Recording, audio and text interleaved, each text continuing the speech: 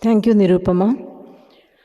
I'll be speaking on optimizing IOL power calculations in patients who have compromised posterior segments, who have undergone posterior segment surgery, either a vitrectomy or a scleral buckle. Since the volume of vitreoretinal surgeries are going up, there are more number of patients who have excellent posterior segment status who develop cataract and require cataract surgeries. In these patients, the challenges that we face are in axial length determination, especially if the eye has silicone oil tamponade, and secondly, in choosing an appropriate power intraocular lens, especially if a decision regarding whether to retain the silicone oil tamponade has not been made. We do not know whether the oil has to be retained for a long period of time or we are going to remove it. The difficulties in axial length measurement is the most important cause for nearly 54% of the errors in IOL power calculation. If you are using the A-scan biometer, it could be an overestimation of the axial length in silicone oil filled eyes or an underestimation of the axial length in a patient with macular edema, be it diabetic macular edema, vein occlusion, or epiretinal membrane. If you're using an optical biometer, it could be an underestimation of the axial length in patients with a very bullous retinal detachment, since the optical biometer calculates the axial length from the back of the cornea to the retinal pigment epithelial layer. The situation is again confounded by the presence of emulsified silicone oil and in eyes which has an incomplete silicone oil fill. The ideal solution to all this is to do an optical biometry for your patients before he is posted for vitreous surgery, retain the record in your hospital and give a copy to the patient also should he be going elsewhere for his cataract procedure. You can use either the optical biometer or the A-scan biometer to calculate the axial length. In whatever machine you use, the situation is challenging since the post-vitrectomy cataract is usually an advanced cataract with a thick posterior subcapsular opacification. And when you use an IOL master, it may not be possible to get an approximate axial length. If you are using the ultrasound biometer to obtain the axial length in this patient, the difficulties that you see is that the presence of silicone oil in the posterior segment slows down the speed of the ultrasound. There are multiple retinal echoes. The retinal echoes are very, very small. And the axial length that you obtained is an apparent axial length, which has to be subsequently converted to the true axial length before going in to measure the IOL power. If you are using the velocity of sound in the normal vitreous, which is 1532, your vitreous gate in your ultrasound machine is set at 1532, then you have an apparent lengthening of the globe. This can be avoided by using an optical biometer. You just have to change the setting to the axial length setting to the silicone oil filled eye mode. In this situation, to find out the true axial length, you can either use a conversion factor which is available or you can use the formula-based calculation. If you have a more advanced ultrasound biometric machine in which you can adjust the vitreous gate for the viscosity of the silicone oil that is there in the back of the eye. For example, if you are using, if the patient has a 5000 centistokes silicone oil, you can set the vitreous gate to 1040, or if you are using 1000 centistokes silicone oil, it can be set to 980 meters per second.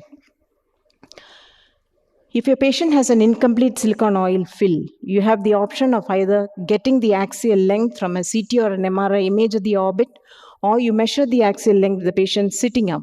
If the patient is lying down, your sound waves have to pass through the silicone oil filled vitreous, followed by a space, the space which is filled with posteriorly circulated aqueous. At that interface, there may be disturbance, and then it travels to the pooled aqueous in front of the posterior pole before you get an axial length reading. To avoid that, in this situation, you make the patient sit up so that most part of the posterior segment is covered by the silicone oil bubble. In situations where you have not obtained an axial length with any of the above mentioned methods, you have the option of calculating the IOL power based on the axial length of the fellow eye, which is not a very wise thing to do. Intraoperative biometry or intraoperative retinoscopy are two other procedures which you can do in these patients and calculate the axial length and it has yielded very good postoperative results.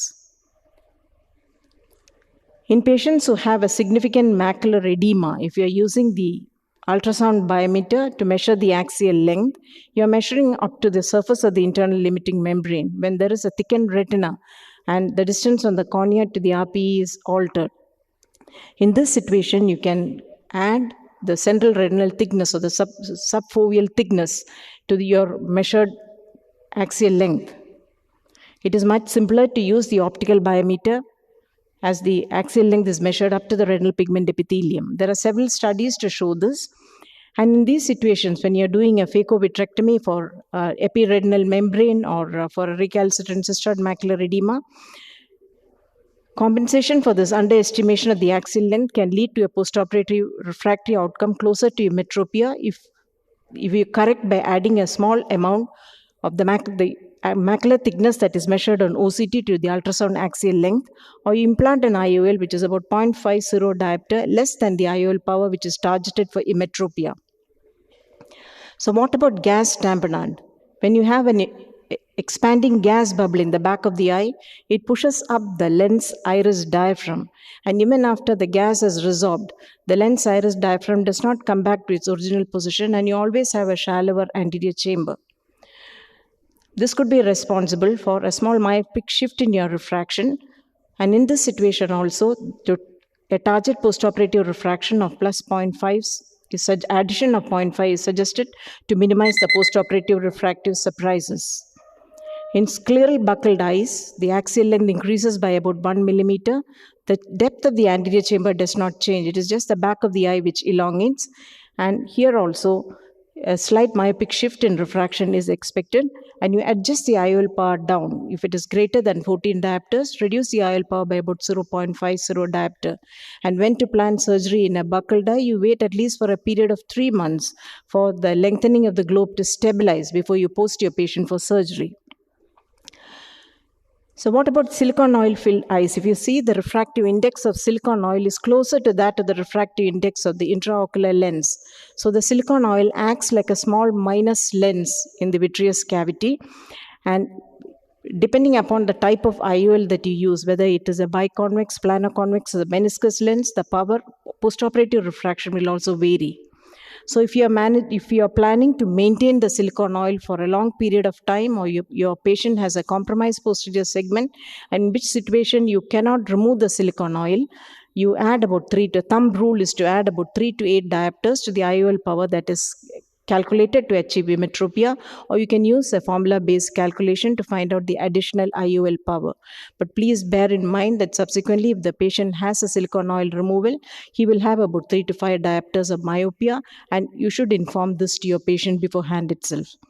The accuracy of newer generation intra-IOL formulas, they are very good predictive accuracy, and using the Van Cox axial length adjustment in eyes with an axial length greater than 26 millimeter, the predictability is very, very good. Thus, to conclude, we are leading with patients who have compromised posterior segment. They are very delicate eyes, and we should do whatever is possible in our hands to optimize their visual recovery after a cataract surgery. I thank you very much for your patient hearing.